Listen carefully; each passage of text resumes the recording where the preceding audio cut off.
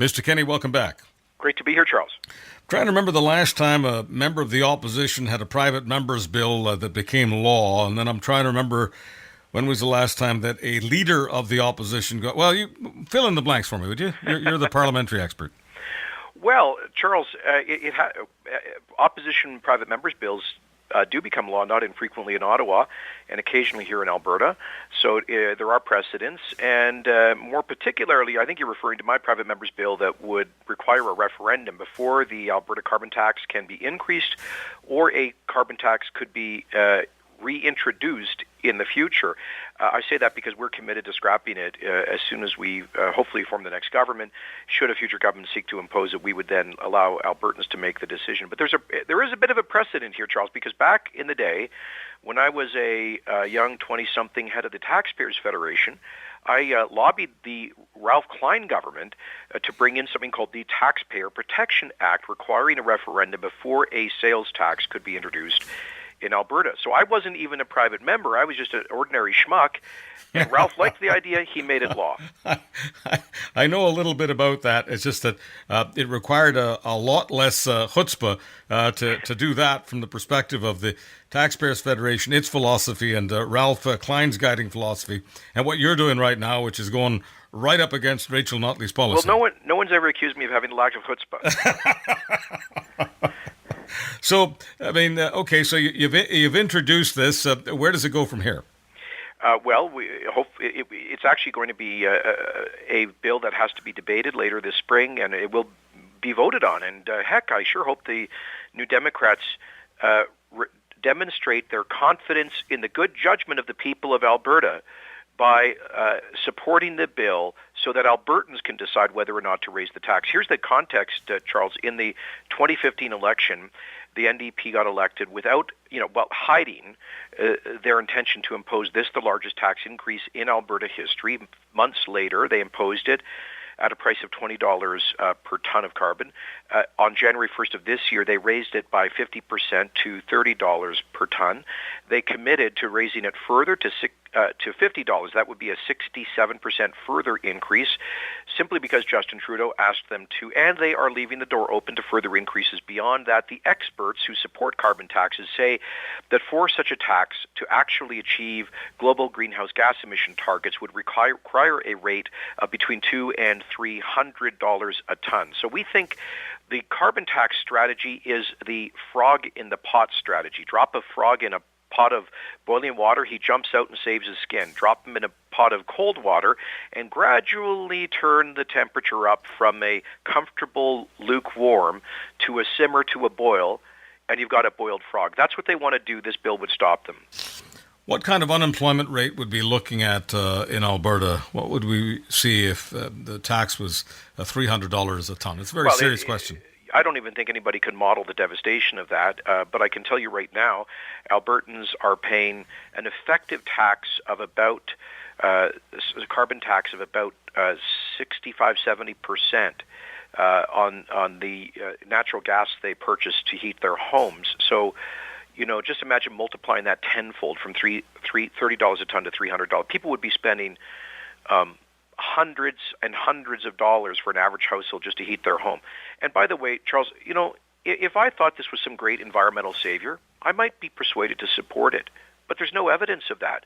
The Australian Liberals repealed their carbon tax because it was all economic pain and no environmental gain. Washington state voters in the greenest part of the United States voted against a carbon tax in a referendum. We're just asking for the right for our voters to make the same decision as Washington state voters. Now, it's my impression here in BC that this was sold to the people in Alberta by Rachel Notley as a way of getting some sort of social license, which supposedly meant that it would be easier to get the pipeline from Alberta all the way to the Pacific coast. I mean, how's that working out? Exactly. Well, yes, exactly. It was supposed to be this grand bargain that if we just punished Alberta consumers, if we just made seniors turn the heat down when it's 30 below outside, or told people they have to pay more to drive to work, that somehow, magically, we would buy this thing called a social license, and the pipeline and energy opponents would become pipeline and energy proponents, but not a single political party, mayor, provincial government, environmental group, First Nation, environmental organization, none of them have moved from no to yes on pipelines and energy as a result of our carbon tax. Our own premier admitted last week on radio that the NDP in British Columbia doesn't even care about her carbon tax. And since she brought it in, Justin Trudeau vetoed the Northern Gateway pipeline. He basically killed the Energy East pipeline, and with it the dream of energy independence for Canada. He did nothing to protest Barack Obama's veto of Keystone XL, and is doing the square root of nothing to override the British Columbia New Democrats' blockage of Trans Mountain. So we've gotten no social license. We've gotten not an inch of pipe in the ground. We've got a prolonged economic downturn in Alberta. And so I say, look, it's not getting us any pipelines. It's not helping the environment. So why are we punishing Albertans by driving up the cost of living when people are already going through tough times? Now, I don't recall, just to bend over backwards and be as Canadian fair as possible to my environmentalist friends here in British Columbia, I don't recall, Mr. Kenney, any of the major organizations saying to the people of Alberta, by the way, if you do the carbon tax thing, we'll be in favor of Trans Mountain. No, one of the most radical in that crowd is a person named Sephora Berman, who invented the fake Great Rain. What do they call it? The Great Bear Rainforest or something. It was a complete fiction. She was appointed to a oil sands advisory group by the Alberta NDP, and she has repeatedly stated that she wants to shut down the oil sands, opposes all pipelines, regardless of a carbon tax. We could increase that tax by tenfold to the environmentalists' desired price of $300 a ton, and they would still oppose the pipelines. And here's why, Charles. Their goal is to keep it in the ground, and they know they can't get Saudi Arabia, Venezuela, Iran, Qatar, or Putin's Russia to do that. So they're focused on what they regard as the Boy Scout of oil producers. It's called Canada. They think we're the soft target. Sephora Berman, David Suzuki, Elizabeth May would get put on a plane and sent packing if they try to unfold a protest in Riyadh, Tehran, Caracas, or Moscow. But they do it in Vancouver, they do it in Alberta because they can. And their goal is to bottleneck the major oil producer with the highest environmental, human rights, and labor standards. Don't ask me for the logic. It doesn't make any sense to me. Mr. Kenney, down the road, there's a very good chance that you're going to have a Conservative government in Ontario, your government in Alberta. We know what we have in Saskatchewan, an extension of what Brad Wall was doing with the Saskatchewan Party. At some point, there may be a coalition against the federal government on carbon taxes. What's it going to look like at the table when Justin Trudeau faces you and some of your colleagues? It will look like a growing national coalition to oppose his federal carbon tax. I had dinner with Premier Scott Moe about a month ago. They're loaded for bear. They're preparing their constitutional challenge to federal intrusion in their jurisdiction over the threatened carbon tax. The new PC leader in Ontario, Doug Ford, I spoke with him also a few weeks back, and he's totally on the same wavelength. You've got East Coast governments that are in total non-compliance with the federal carbon tax mandate. All they've done is to basically rename their gas excise taxes a carbon tax, basically daring Trudeau to come after his friendly East Coast Liberal governments. And so what you've got is a grow, and I hope a Alberta Conservative government elected 14 months from now that will get in front of that parade. So if Justin Trudeau thinks he's going to be able to inflict this on Canadian taxpayers, he is going to have a real fight on his hands. Let's discuss what's going on in Alberta right now. I know it's difficult. You're the opposition leader. You want to talk as truthfully as you can about the pain, the suffering that a lot of Albertans are suffering right now. But on the other hand, you don't want people to say that you're just trying to talk down the economy. So I wonder if you could give us some specifics on what's going on, specifically young men and their prospects in Alberta right now, based on the demographics you're looking at. Yeah, thank you for raising that, Charles, because, in all of the focus on gender-based analysis and Justin Trudeau's gender budget, that this is never raised, and it is a very serious economic and social challenge. In Alberta, we've seen a precipitous decline in employment and labor force participation amongst young men. From memory, I think it's from about 65% to about 50% of 18 to 30-year-old men who are employed in this province, and incomes are way down in that cohort, and these are young guys who've just gotten out of college, and in some cases high school or university. And 5 years ago, they looked at incredibly bright, high-paying career prospects, the ability to, start and take care of their families, and to have good careers and start small businesses. And they're basically looking at an economic dead end in this province. And who's fighting for them? And Rex Murphy is so good on this issue.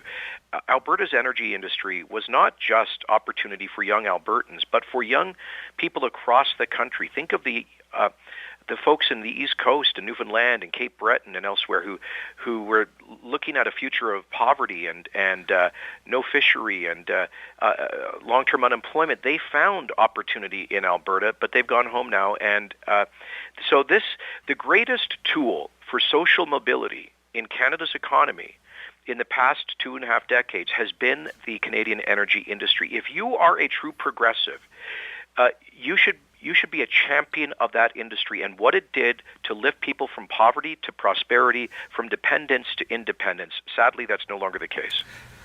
Recently, at the Ontario Leadership Convention for the Progressive Conservatives, you did the keynote. And there's one component of that keynote that I wish you could somehow recreate here without the crowd applauding at the Markham Convention Centre and all of that. But just if you could, that piece that you did, Mr. Kenney, on your perspective on diversity, it doesn't sound like the same pitch that comes from many others. Well, exactly. So Justin Trudeau's view is that diversity in and of itself is the goal. I disagree. I think the goal should be unity in diversity. And there's a reason why people from every corner of the earth dream of coming to Canada and make sacrifices to do so. They come here not to recreate the countries that they've left behind, although, of course, they do want to be able to maintain a positive pride about their background and traditions, which is great. But they come here to become Canadian, to aspire to a country where hard work can translate into success, a country characterized by certain values, traditions, and institutions, like the rule of law, like a market-based economy, like a country that respects the equality of men and women, a country where you are not encumbered from hard work by punitive taxes or regulation or a corrupt or statist economy. So I really, that's why I believe that new Canadians typically are the most conservative Canadians in their values, their aspirations, the way they live their lives, their tremendous work ethic, their devotion to personal responsibility, a belief in hard work, respect for family rather than government as the basic institution of society, their understanding that resilient individuals, strong families, and local communities are much more effective at preventing social problems and solving them than a huge, distant, impersonal, and bureaucratic state. That's what I've always believed, and that's what I think I demonstrated in over a decade of reaching out to new Canadians to get them to align their votes with their values. If you were Premier right now, what would you be doing about what's going on in BC, and what would you be doing about breaking some bread with Mr. Horgan and possibly coming to some sort of accommodation? I've always said you've got to start with diplomacy and persuasion. And if that doesn't work, you've got to step it up with a series of potential consequences. Unfortunately, I don't think our Premier Notley really started with diplomacy or persuasion shortly after the federal government and the National Energy Board approved the Trans Mountain Pipeline expansion about 14 months ago. Premier Notley, for whom I have considerable regard, by the way, very extraordinarily capable and intelligent person, flew to Vancouver, and she had private meetings supposedly to pitch the Trans Mountain Pipeline.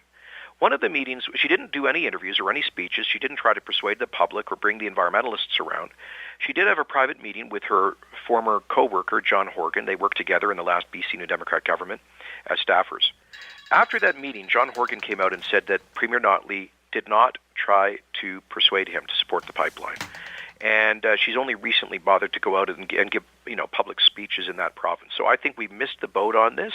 I think the BC New Democrats have dug themselves in. If I was Premier, I'd have a cordial meeting with Premier Horgan, and I would explain that if they violate the Constitution and attack Canada's vital economic interests by seeking illegally to block these resources, that there will be consequences. I hope that reason would prevail, but I would be prepared to act if the BC New Democrats side with the Green Party and the anti-development regressive forces as opposed to economic progress. Mr. Kenney, thank you so much.